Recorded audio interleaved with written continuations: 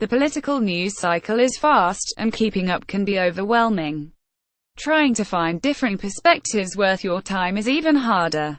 That's why we have scoured the internet for political writing from the right and left that you might not have seen.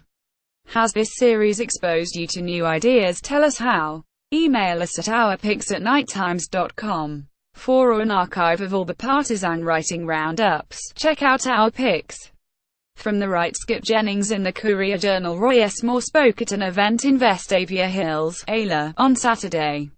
Hal Yeager, Associated Press. For Trump supporters reflexively jumping to Moore's defense, please stop making stupid arguments. You are hurting the president, Mr.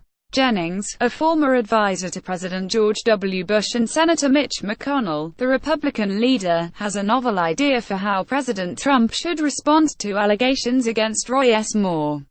The president should encourage the Alabama Republican Party to withdraw Mr. Moore's name from the slot, and urge voters to write in Attorney General Jeff Sessions for the position he left behind. It'll be zigging when everyone thinks he's going to zag, Mr. Jennings argues. Read more, ___________. David Harsani in the Federalist. Due process should NT be code for let's dismiss anything inconvenient to our political fortunes. This isn't a criminal proceeding.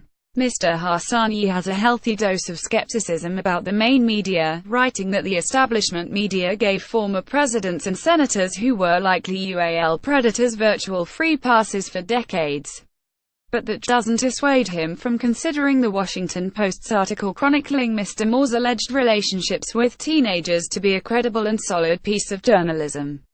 It is fair, argues Mr. Harsani, to support Mr. Moore based on policy, like his views on abortion, despite these accusations. But don't tell me you're as sure Roy Moore is innocent. Read more, __________.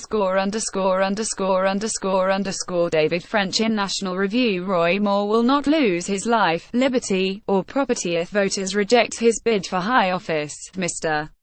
French reminds his readers that constitutional protections for due process apply when the state is attempting to deprive a person of life, liberty, or property. It does not apply when you are at risk of being deprived of a seat in government. Just as it is entirely fair for voters to analyze the available facts about Hillary Clinton's email scandal, without waiting for the outcome of a civil or criminal proceeding, so is it entirely fair to voters to assess Mr. Moore's character based on reports in the Washington Post.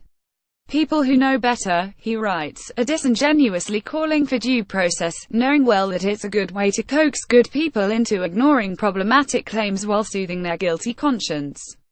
Read more, _________. From the left. Protesters waited for the arrival of Roy S. Moore at an event in Vestavia Hills, Ayla, on Saturday. Marvin Gentry. Reuters. Catherine Bratebill in Los Angeles Times. Allegations against Roy Moore are merely a symptom of a larger problem.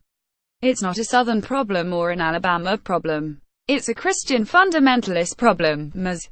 Bratebill, who grew up as an evangelical Christian, explains why so many on the religious right are excusing Mr. Moore's relationship with teenage girls. In the world which Moore travels in and I grew up in, 14-year-old girls courting adult men isn't uncommon, she writes. This story, according to Ms. Bratebill, just signals how pervasive child UAL abuse is in this community. The evangelical world is overdue for a reckoning. Read more, ________. Amanda McCart in Salon. Here's the thing to remember here: Alabamians already knew that Moore was a far-right evangelical who is deeply enmeshed in an extremist form of patriarchal Christianity. Republicans in that state are likely familiar with the fetish that far-right evangelicals have for young teenagers. Don't expect Mr. Moore's supporters to abandon him, warns Ms. McCart. Appeals to morality won't work with a group that elected a nominee who bragged about groping women. She adds, it's patriarchy, not morality, that is the animating force behind the Christian right that has elevated Moore. Read more, _______. Mark Joseph Stern in Slate. In his opinions, Moore has positioned himself as a righteous crusader for evangelical justice with a profound concern for the emotional and spiritual well-being of children. In his life, Moore has allegedly engaged in the precise abuse he has accused gay people of perpetrating. For Mr. Stern, the allegations against Mr. Moore are even more stark when put alongside his history on the judicial bench, ruling against gay people for 2 decades. He argued that gay people should be barred from adopting children because homosexual conduct by a parent is inherently detrimental to children, echoing suggestions by the Family Research Council that gay parents were more likely to engage in child molestation. In light of the reporting from the Washington Post, writes Mr. Stern, Moore's fixation on protecting children looks much more disturbing. Read more, ___________. Finally, from the center Perry Bacon Jr. and Harry Enton in 538, it would still be an upset if Jones won. This is Alabama. But considering Moore's already weak standing and the recent accusations against him, it would be a huge upset. For now, at least, it looks like Mr. Moore intends to stay in the race.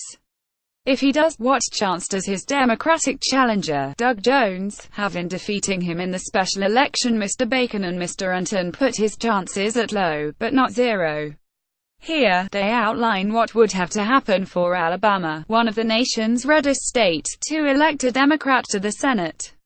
Read more, ____________. Want the partisan writing roundup in your inbox? Sign up for the Morning Briefing newsletter or the What We're Reading newsletter. Have thoughts about this collection? Email feedback to ourpigs@nighttimes.com.